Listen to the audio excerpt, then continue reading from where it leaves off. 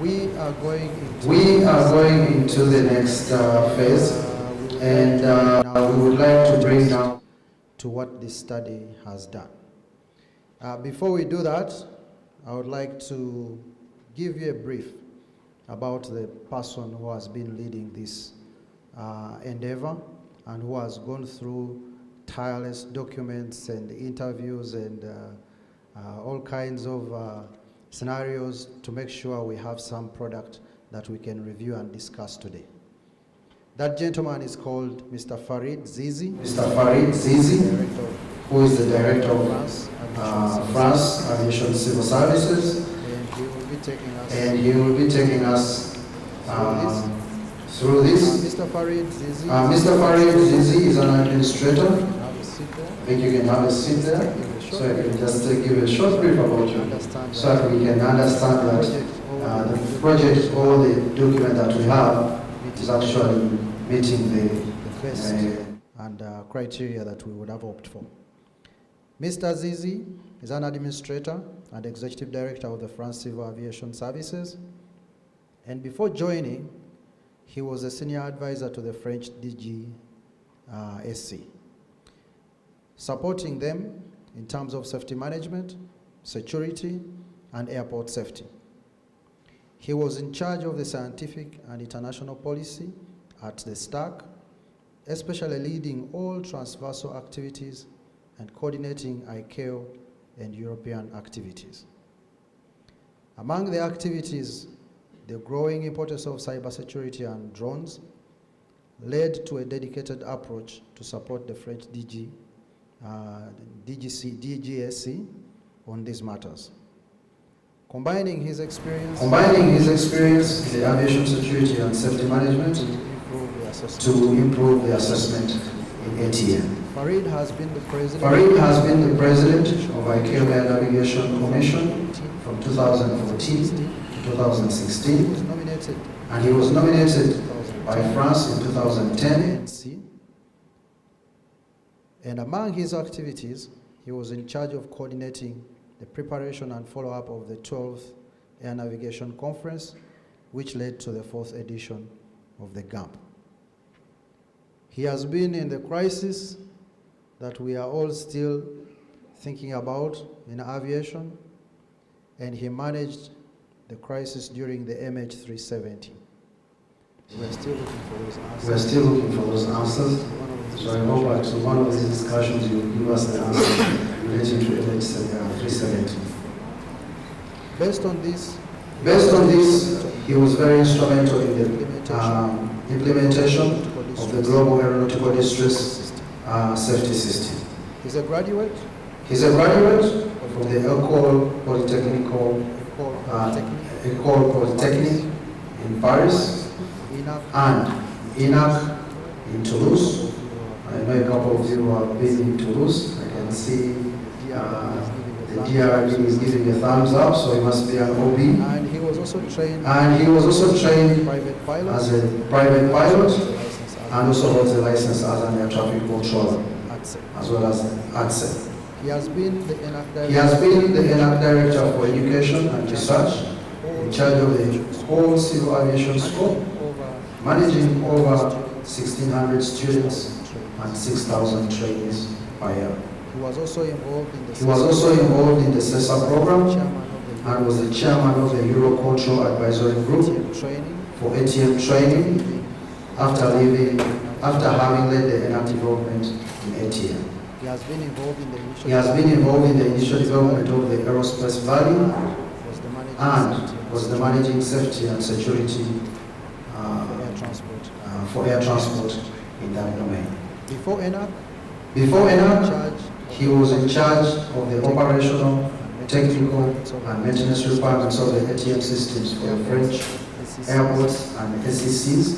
This was at the operational direction of the DSNA, the ANSP for France, after having been the deputy director of Bordeaux SEC. During that time,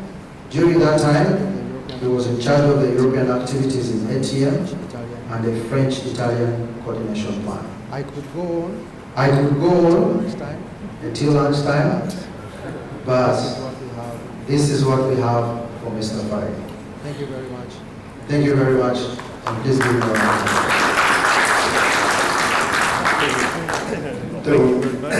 Thank you very much.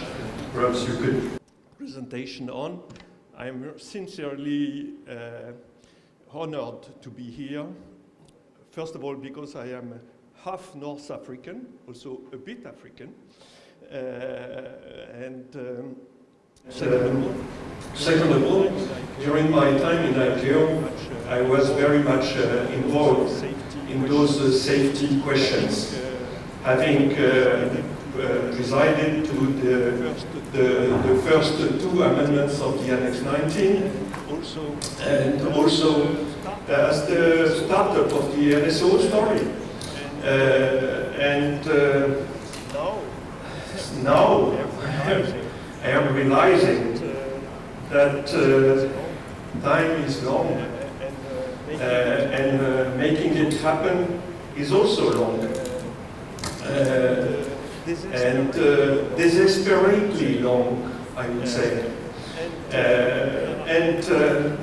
would like to the DG of Uganda that we will try not to make RSOO as long as to find the source of the Nile. And perhaps with various answers. The other thing I would tell to my colleague from CASSOA, we are in the spring season. You are in a tropical country where the nature is always luxuriant. So the tree will stay with you at the end of the journey, of course. The second thing is for us Europeans, is the time where the nature is growing. And the question is to grow the nature and the sustainable resources and make it happen as in a tropical country. Because in Europe, after the summer, we have the autumn and they lose the leaves. So this is about to say that our journey today is to make sure that those RSOs that we have appealed for very good reasons, because we have to say that in some countries in the world where you don't have the critical mass of aviation, where you need to manage your duties in terms of safety or organization, you have to create that critical mass. And this is the first reason I have to learn how it works. This is the first reason to create an RSO, is to have a regional critical mass for safety oversight that will help making it happen and making it happen in the sense of safety. I am a former director of ENAC. I have seen a number of students with good notations. But to be honest, I prefer the ones who work regularly than the ones who have good notations, because you can prepare for a good audit or for a nice assessment. You will get perhaps the notation. But what is more important in our case is to prepare and work every day for the good of safety. And this is, in my opinion, the purpose of the RSO. It's not to prepare for an assessment, it's not to prepare for an audit, it's to manage the safety every day. An RSO is a technical organization. Of course, it's international and it can carry a number of politics and institutional challenges. But it's first a technical organization, and it should be effective and operational. So having said that in introduction, I will try to guide you in our study, but I know you will hate me. First reason is because I am speaking before lunch. And second reason is because I have 6 presentations during the workshop, so at the end you will throw me away. but let's try to go to the first one very quickly. So the objective of the study was to analyze the present situation and then propose a roadmap that will enable RSO and RIOs in the AFI region to ensure more operational functions, effective and efficient support to states, and to avoid, at the maximum extent, the redundancy and duplication of efforts. So this was more or less the contract we had. We tried to do our best. Not sure we managed it. What is clear is that we managed to write a report. But as I always say, it's not because you have the plan of the house that you have a house. So, after the report, you have to build the house. You have to make it happen. You have to implement. And this is about you. You to commit to make it happen. I'm not sure the plan is perfect, for sure not. But if we get a few rooms, a few walls, and a roof, it's raining sometimes, then we will be in a capacity to improve the house. So we worked on roles and responsibilities, resources, legal foundation, optimized finance and budget mechanisms, member states, and memberships, and also sharing of activities. We tried to make it practical. I'm not sure we managed, but we have tried. And we also tried to make it rapidly implementable.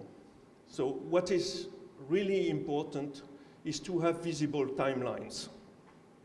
And to have visible timelines, it is necessary to create added value to the CAAs and to the countries. We have seen, you have the list here, a number of persons. It was a difficult challenge to get to enter in contact with everybody, especially distant videos, whatever, even accessing to some websites. RSO websites in the AFI region are not of the same, all of the same level. Some are providing a lot of information. Some are just providing a title. But let's say we have done our best. We have discussed with a number of you. What is perhaps a bit weak in our study is to have met states at the right level. By chance, I had the possibility to attend the last air navigation conference. I love ICAO meetings, Saulo, because in ICAO meetings, you look in the room, oh, Tanzania, oh, Cameroon, and then you go and you discuss.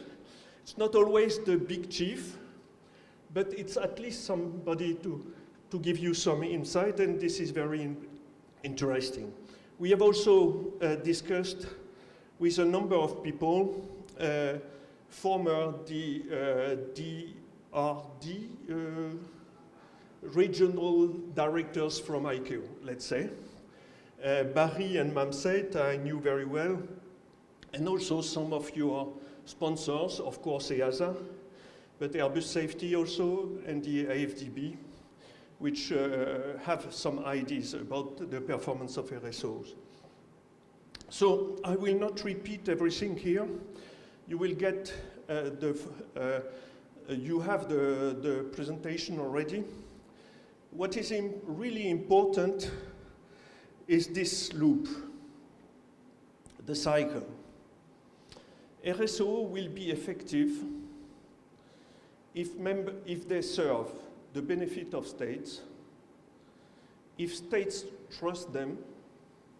For that purpose, they need competent staff. To have competent staff, they need sustainable financial resource, knowing that the competent staff should also be sustainable, as a human resource. And this could create, and this should create, for every organization it's functioning, that loop, not only for RSO.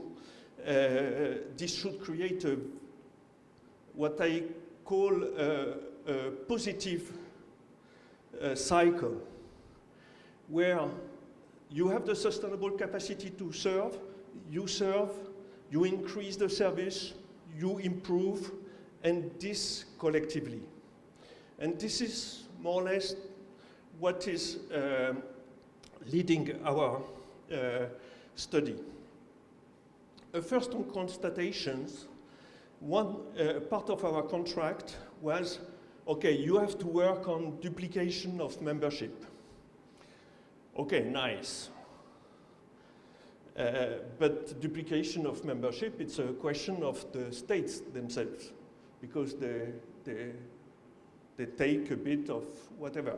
When we looked at the regional economic communities, we saw that there were already some overlap in the various AFI regional economic communities. Not so much. When in some regions you only consider monetary unions. When you go a step further with RECs, then the overlap is increasing. So, but, okay. Then the question became how to solve that. I will not go too much because it's a next presentation, but at least we had to look at it. Duplication of activities or coordination of activities. You will see in the next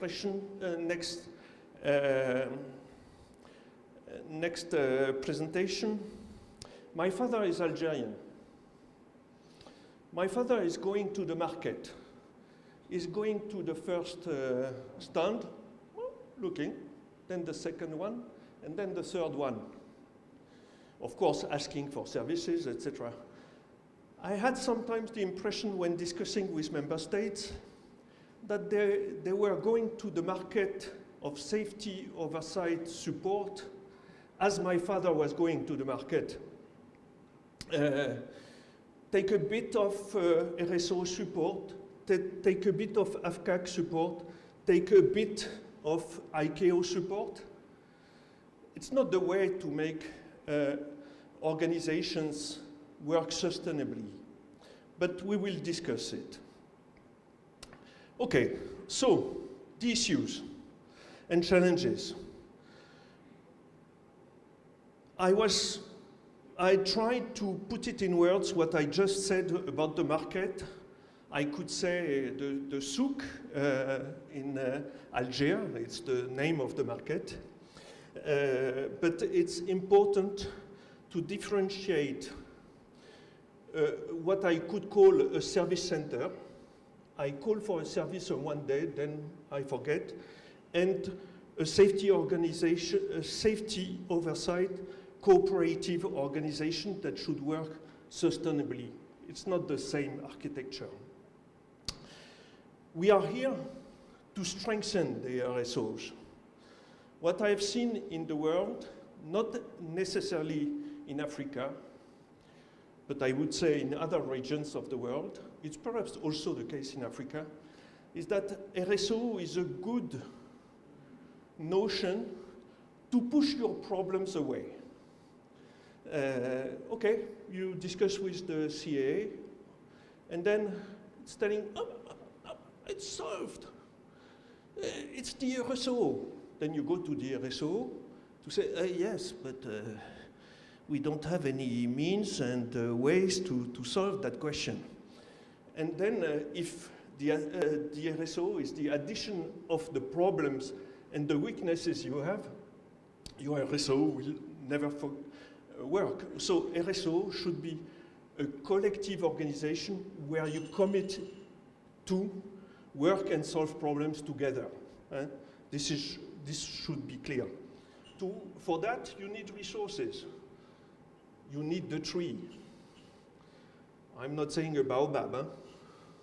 but a tree, reasonable tree and sustainable tree. And of course, for this tree, you need sustainable financial resources. We will go on this subject.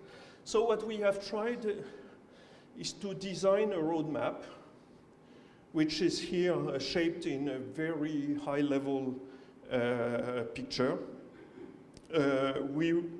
But to be honest, whatever we write here, it's you to make the road, to make the way.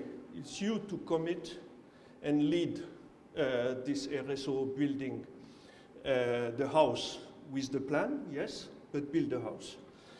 And what we have tried also is to highlight the linkage in between the different issues that we had identified. I did already put on this slide some timelines, but just to be a bit pushy and to say, okay, we will not wait another 10 years to make it effective and operational. It should be dynamic. It's a question of 2 or 3 years. The RSOs that we have met, they have all goodwill, all. No discussion on that. They have all good intentions, no discussion on that. They are perhaps a bit paralyzed by institutional arrangement. I have to pass to that body, to the next body, to the third body, to the fourth body, to transport a text, to make it signed, to make it ratified. Okay, make it work. Make it work.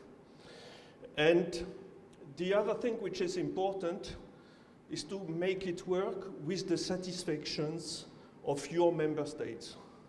What is more important in the words of member states is not state, is member. Be a part of the challenge, be a part of the solution, be a part of the dynamic. But I only spoke from RSOs. We had also a discussion about AIG. And to be honest, I'm not very expert in AIG, although I have known some accidents, I have known some investigations, I have known a few things. I've worked on Annex 13, so I can, it's not in my bio, normal. It's not the best I have done. But the AIG's problem is not the same. The AIG problem is to make it capable to lead an investigation, whatever happens in the AFI region. And for that, what we have built is more a cooperative network proposal than a sort of multilateral regional approach. So we will discuss it tomorrow. Thank you very much. It's time for lunch or for some questions if you want to delay the lunch. Thank you.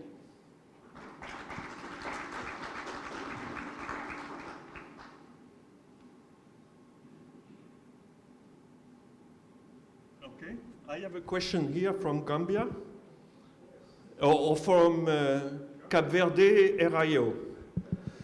So he was telling me, he wants to replace me tomorrow when speaking from AIG, because he's the one who has the full history of Bagaya. Thank you very much. Thank you very much. Ladies and gentlemen, all protocols observed. Yes, we are on a RSO meeting here. What I'm noticing it, with due respect, we're brushing apart this AIG thing. I'm not hearing too much on AIG. And I was very proud earlier on when somebody mentioned there's only one rail in the entire continent, and this is Bagaya. Let us not underrate Bagaya. We struggled since 2004 when we were forming the Banjul Accord Group. I'm from Gambia, yes, it's Banjul, the capital city. Now in 2009, we got the RAO. We need each and every one of you, your support, whether you're coming to learn from our experiences and then form your own RAO or whatever. But I suggest that whilst we're here with RSOs, let us bear in mind the RAO system in Africa is a bit poor, with only one organization. Again, please support the one and only organization. Thank you, my friend. Thank you. I will not redo and anticipate too much to my presentation tomorrow, but there is a linkage between RSOO and AFI. Safety measures. Safety measures. You will never the safety management and oversight should be there to avoid that AIG people have to work. So work a lot to avoid him to work. It's important. Thank you.